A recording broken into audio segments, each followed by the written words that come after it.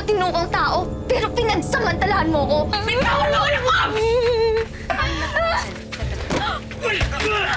Mama, pili po tayo ng ice cream. Anak, kakain mo na ng halo-halo kanina. Ma? Sabihin na kaya natin kay Cassie ang totoo. Anong totoo? Na ako ang nanay niya. Sa mga recent grantees, may nagsabi raw na... Alam ko ikaw sumubutahe sa scholarship ng anak ko. Unfair naman po kung mabibigyan ng grant yung hindi deserving na tao.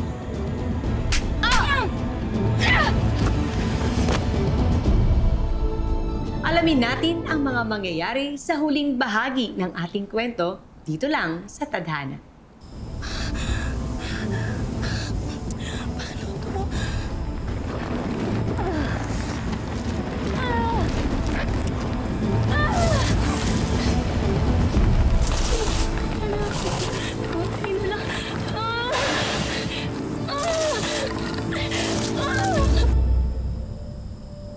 Hoy, nandiyan pala kayong dalawa, ha? Hindi niyo ako niyaya. Sorry ako. Tara na.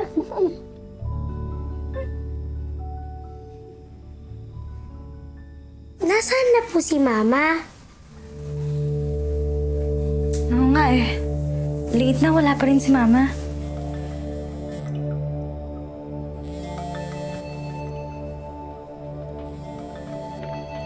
Hello?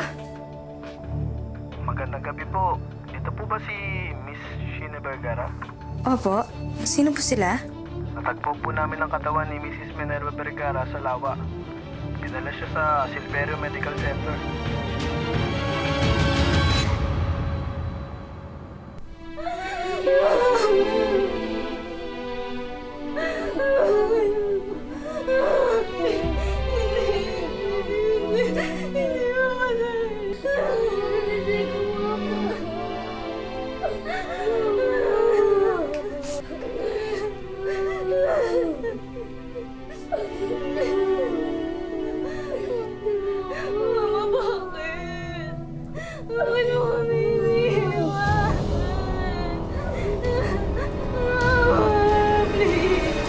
Oo nga, baka may tumulak sa kanya. Anong meron? Natagpuan patay si Minerva sa isang restaurant sa kabilang probinsya, sa tabi ng lawa. Nasa dyaryo na nga. May usap-usapan na nagpakamatay daw o baka hindi nagtabi-tabi po. O may nakaaway, tapos tinakasan siya.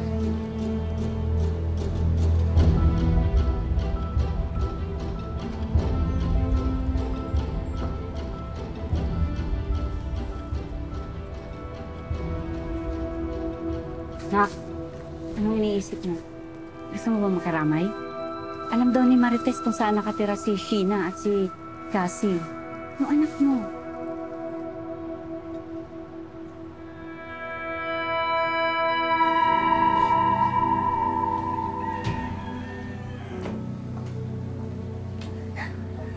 Mama, bakit mo naman kami iniwan agad? Hindi mo man lang inantay na makapasok si Cassie o kaya makakuha ako ng scholarship. Daya naman, unti na lang eh.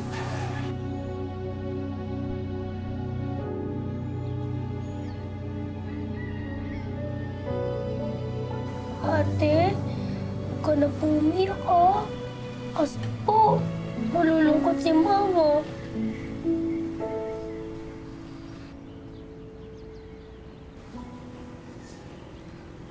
Cassie, may sasabihin ako sa'yo. Ako ang mama mo. Po? Pero, di ba ang papa ko si Papa Minerva? Anak, hindi. Hindi. Si Mama Minerva, mama ko.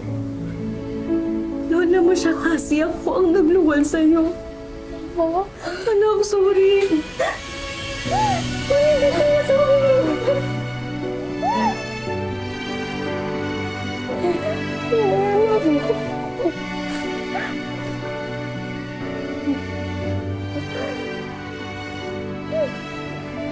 Mama, huwag ka na po umiyak ah.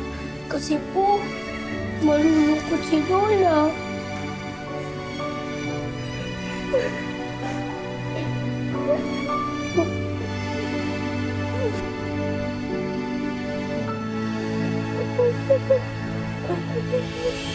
Gina, may gustong makiramay.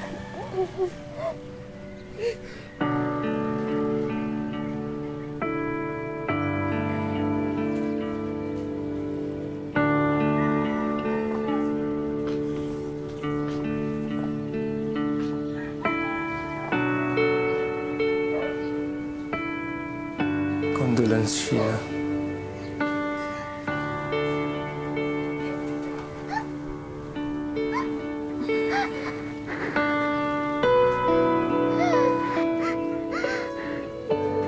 Mama, sino po siya? Siya po ba ang papa ko? Baby girl, hindi siya ang tatay mo. Pero sana nga siya na lang eh. Char! Char lang! Hi, come here. You can call me Tito Dylan. You must be Cassie, right? Opo, ako po si Cassie. Tito Dylan, friend po po ba ang mama ko? Yes. Good friend ko, Mama.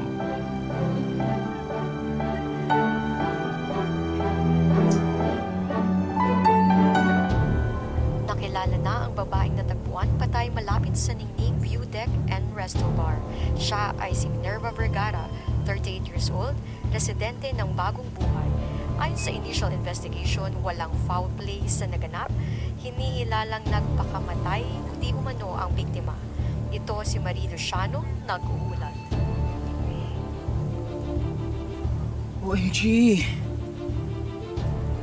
Oh my God, nakakapraning. Buti na lang talaga walang CCTV doon sa crime scene. Or else patay na talaga yung future natin. Huy, Vange! Nakikinig ka ba? Alam na ng buong universe na patay na yung nanay ni Sheena. Inalike ko pa nga yung photos and videos ni Dylan. Nakabalik na pala siya ng Pilipinas. And they're selling mid-rise condominiums. What if mag-inquire kaya ako sa kanya para mas mapalapit ako sa kanya? And kunwari, bibili ako ng condo. Seryoso ka ba talaga? Ha, Vanji? Yan pa talaga yung inaatupag mo ngayon. Hindi ka man lang ba bothered na may nakakita na sa katawan ng babaeng pinatay mo? Tsaka, dito pa talaga tayo uminom ulit, ha? Masyadong maingay. Baka may makarinig pa sa'yo dyan, no? So what? Ha? Eh ano? As far as I'm concerned, I'm innocent. Sabi nga sa news report, nagpakamatay siya. Eh di nagpakamatay siya. Labas na ako dyan. Period. Tsaka na nga.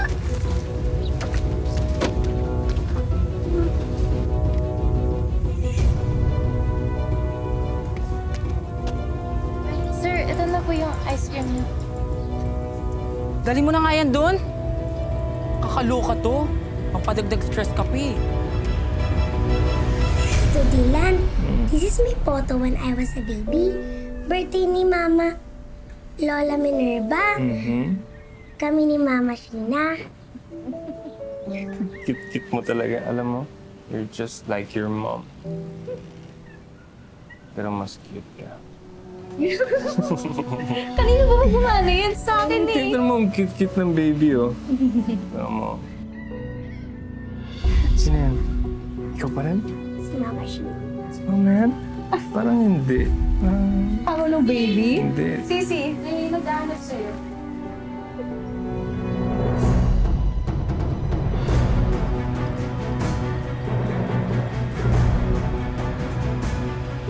Baby? Sisi, may naghahanap sa'yo.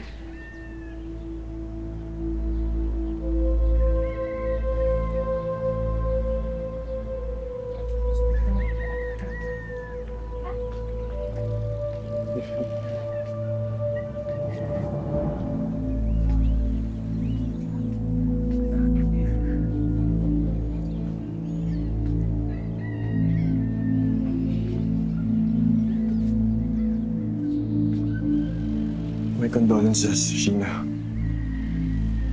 Nabalitaan ko, nagpakamatay daw si Ate Minerva. Hindi nagpakamatay si Mama.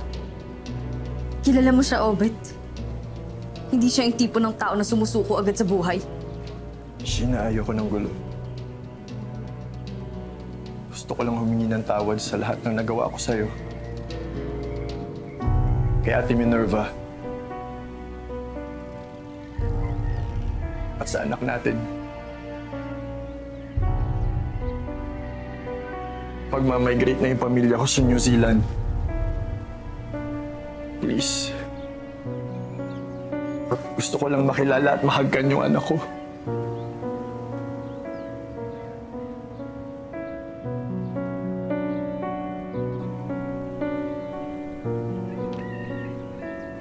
Cassie?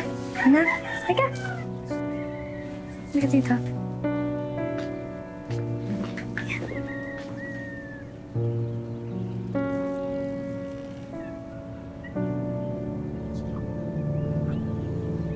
Anak?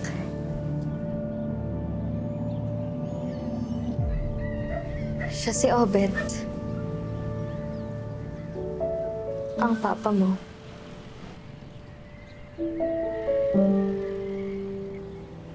Papa? Ay, anak.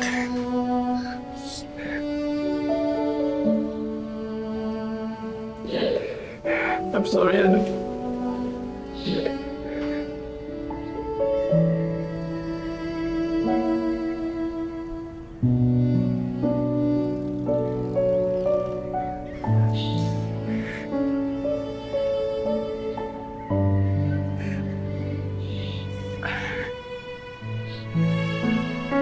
Salam.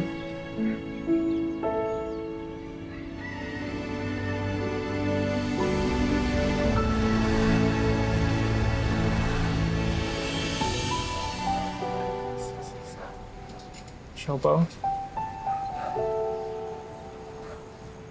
Tawagin mo si Cassie. Meron pa ako dito. Cassie, anak? Hi. Para sa inyong dalawang skills, dalawa na lang. Pili ka ulit. Kasi... Para sa inyo yung dami? Asado yan, ha? Hindi yan bola-bola. Ito talaga? Hanggang ngayon alam mo pa rin yung favorite ko? Siyempre.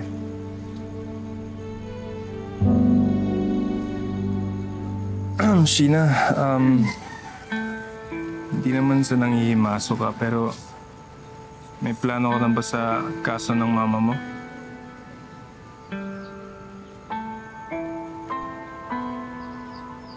Alam mo, Dylan, sa totoo lang, hindi ko talaga alam ang gagawin ko. Parang kailan lang, kasama pa namin si Mama. Muna ng halian, nagkukuntuhan, nagtatawanan. Tapos ngayon pinaglalamayan na siya. Hindi ko talaga alam gagawin ko. Sheena, don't worry, okay? Kaya ako nandito para tulungan ka. Ano ba yung sabi ng mga polis? Dylan, so far wala pa raw leads eh. Hindi raw gumagana yung CCTV dun sa crime scene. Tapos, tinatanong nila ako sino yung huling nakaaway ni Mama. Si Obet lang naman yung huling naka-enkwentro ni Mama eh. Imposible naman na siya kasi nakarami pa siya. May naalala ka bang any instances na na-trigger siya? Na na-upset yung mama mo?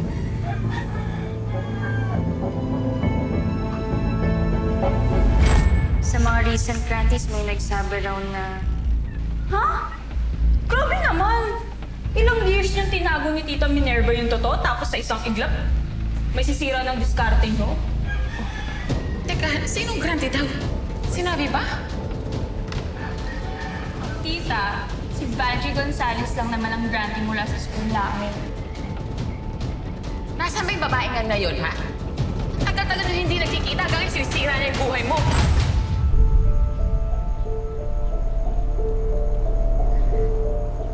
Bago siya umalis ng bahay. Ma, saan ka pupunta? bilhin sa palengke. Babalik ako. Huwag kayong susunod, ah. Ang huli namin pinag-usapan is yung tungkol sa rejection sa scholarship grant application ko eh. Meron kasi kaming kutob ni Violet na si Vanji yung nagsumbong ng pagiging nanay ko kaya na-reject.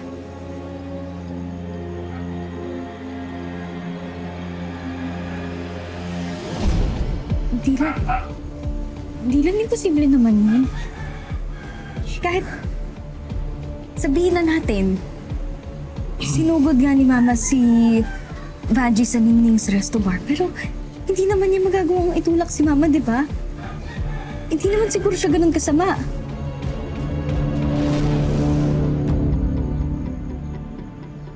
Gusto mo samahan kita bukas sa police station? O doon mismo sa resto bar?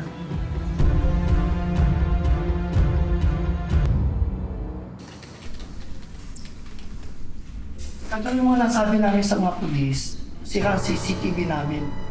Kaya wala po dito. Sir, sa lahat po ng CCTV cameras na meron kayo nung araw na yun, talagang ang nasira pa po yung saan bumaksak si Mama? Pinagbibintangan niyo ba kami? Sir, hindi naman po namin kayo pinagbibintangan. It's just that nakakaduda. Parang awan niyo naman po, sir. Tulungan niyo naman po kaming malutas ang kaso ng nanay ko. Please. Sheena, tama na. Sir, thank you po. Balitaan niyo na lang po kami kung may leads po kayo. Ito po yung business card ko. Message niyo na lang po ako. Sige po. Thank you, sir. Tara na, Sheena. Thank you po. Thank you. Sige po. Tara na.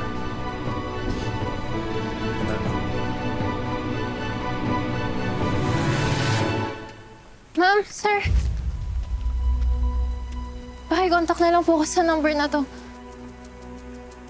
May importante lang po ako sasabihin sa inyo.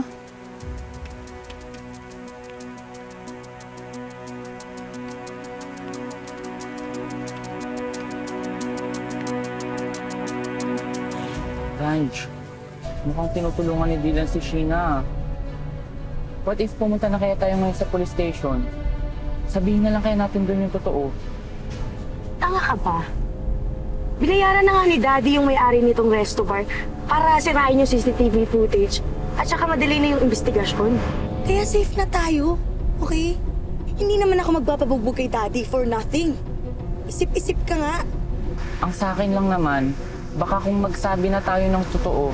I don't want to hear your nonsense. Kung ayaw mong sumunod sa nanay ni Sheena, shut your mouth. Ano yan, anak? Color po.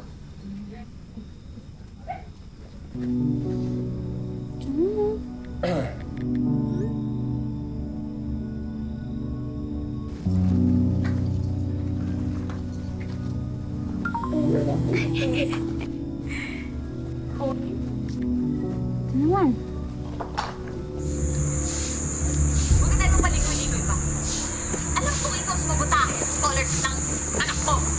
Bakit hanggang ngayon ginugulo mo siya? Sheena, Violet. Si Vanji nga may sala. Ano? Ba't ka nakakaman? Dahil deserve mo yan! Mga gano'n! Ah! Wala na ka!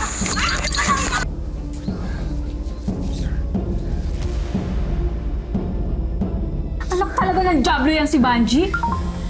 Nag-message si Marky.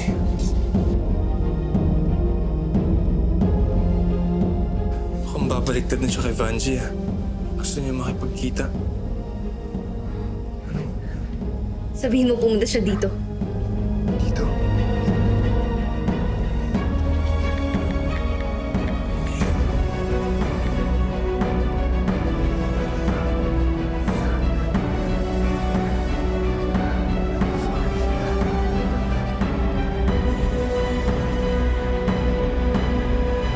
Namalaga kung kanino namin nakuha yan. Kita naman sa video eh na wala kang kinalaman. Pero bakit hindi ka nagsumbong sa polis? Bakit hindi ka tumawag ng ambulansya? Sheena! Sheena, I can explain.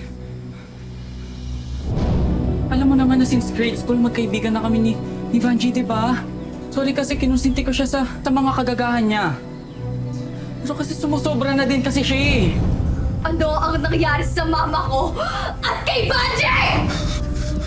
Nagbanyo ako nung panahon na yun. Tapos pagkatapos kong magbanyo, nakita ko si Vanji sa parking lot. Nakita ko siya natatarantan. Napapraning siya, parang nagpapanik. Sabi niya natulak niya yung mama mo. Dahil nagulat daw siya, pero sinabi ko i-report natin sa mga pulis or sa resto owner, pero ayaw niya eh. Ayaw niya kasi natatakot siya na baka makulong siya. Na baka kapag nagsumbong kami... Na baka kapag nagsumbong kami, makulong si Vanji. Siya rin yung sumabotahe sa scholarship grant application mo. Walang yaka! Walang yaka! Walang yaka! Walang yaka! Walang yaka! Kung matinukang tao, sana din-report mo! Walang silbi ang mga pulis dito! Kasi kahit sila, binabayaran ng tatay ni Vanji, oo. Yung sa resto bar. Tanda mo yun? Nung nag-resto bar? Pati yung binayaran nila, yung mga owner nun, binayaran nila! Ba't ka nag-reach out sa amin? Gusto kong makatulong. Pati si Vanji, gusto ko nang matapos yung mga kahibangan niya. Tara na sa police station. Teka lang. Mas maganda siguro kung mapapaamin natin siya mismo on video. Dylan, kilala ko yung best friend ko. At alam ko na obsessed siya sa'yo. May naisip akong paraan kung paano natin siya mapapaamin.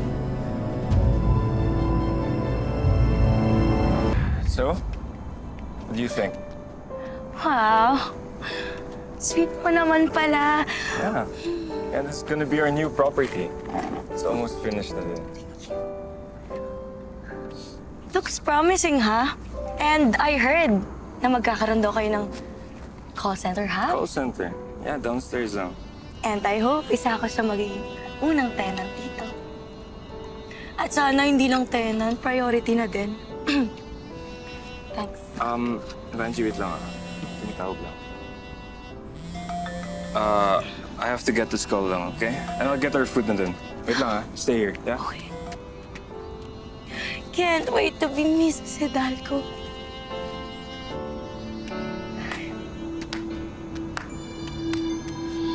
Sheena?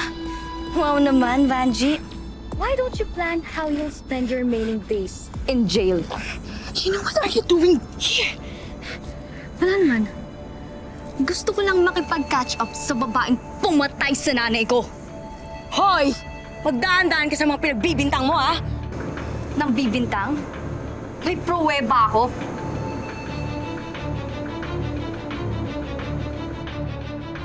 Yung nanay mo yung may kasalanan yan. Kasi kung hindi siya pabigla-biglang sumusulpot na parang kabote, nakikipag-away sa akin, isa na buhay pa rin siya hanggang ngayon!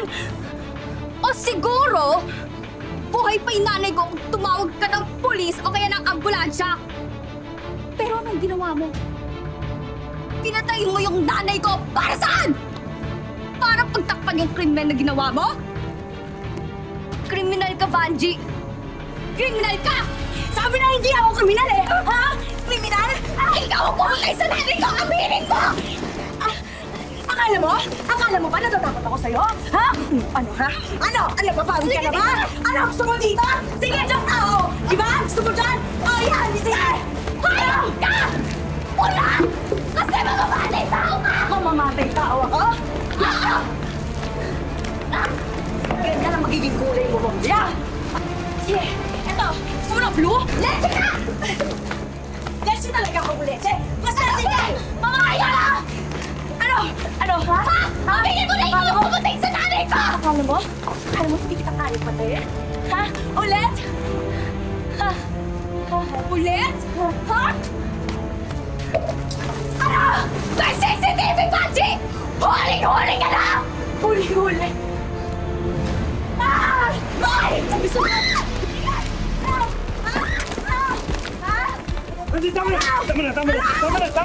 Tama na! Tapos ka na! Tama na. Yan! Yan po si Vanji Gonzalez! Marky!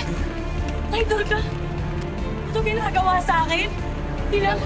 Sorry! Dylan! Sorry! Dylan! Bitawan niyo ako! Bitawan niyo ako! Tao Bibigyan na natin ng hustisya si Tita Minerva. Okay? Para sa'yo dito, Vanji.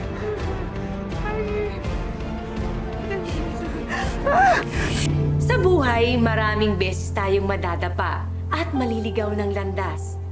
Ang mahalaga, laging bumabangon at nagpapatuloy lang gaya ni Sheena, na nagbago man ang landas na tinahak dahil naging batang ina, kaya pa rin niyang magsimula uli at bumuo ng bagong pangarap na kasama ang mga mahal niya sa buhay. Asan na kayo? Ano bang surprise to? Kasi, anak. Saan kayo? Surprise! Surprise! Happy Mother's Day, Mama! I love you! I love you. Grabe, ang cute naman ang surprise niyo. Happy Mother's Day, Sheena. I love you. I love you too. Ano? Kaya na tayo? Sige. Tara, gutom ka na? Anong gusto mo dyan? Anong gusto mo dyan? Gusto mo yung cake agad?